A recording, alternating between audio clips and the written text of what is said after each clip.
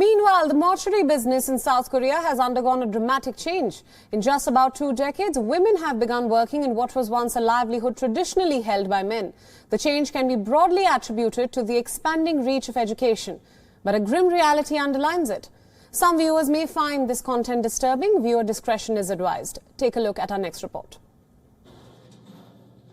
Park Bo-ram, a 30-year-old funeral director in South Korea, says she still cannot forget the moment she washed and dressed the body of a female teenage student who had committed suicide. There were older signs of self-harm which the family members were not aware of, and Park recalls the parents of the teenager were immensely grateful, even in the midst of their sadness, that it was a female mortician who had handled their young daughter's body. While washing and dressing the body, I saw many signs of self-inflicted injury on her thighs, but no one from her family knew. In South Korea, more women are taking up the job as a mortician, once held entirely by men in a still conservative society, driven by a growing demand for women's bodies to be handled by other women. With recent deaths of female celebrities and prominent figures, as well as a surge in the violent sex crimes targeting women in the past years, gender sensitivity is changing the way families bid farewell to their deceased female kin. Most of the young people's cause of death is suicide. Many of them are women and the bereaved families. Especially when it was due to suicide and the deceased is a woman, feel more comfortable if we female funeral directors handle the body.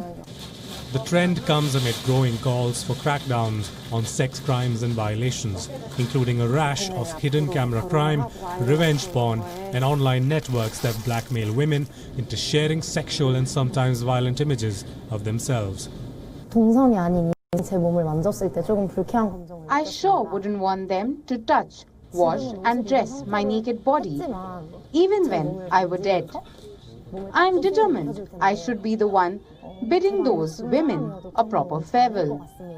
I felt uncomfortable when my classmates from another gender touched my body, even when I was fully dressed. The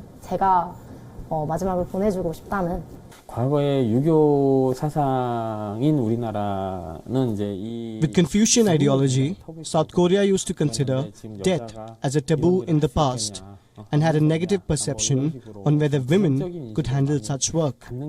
But the perception has been changing.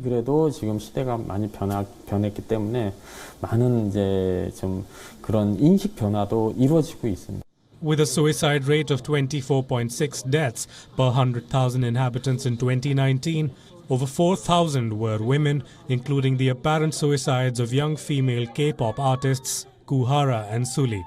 In the early 2000s, only about a third of mortician students were women, while now women make up around 60% of the students. Bureau Report, WION World is One. Co-presented by Skoda. Simply clever.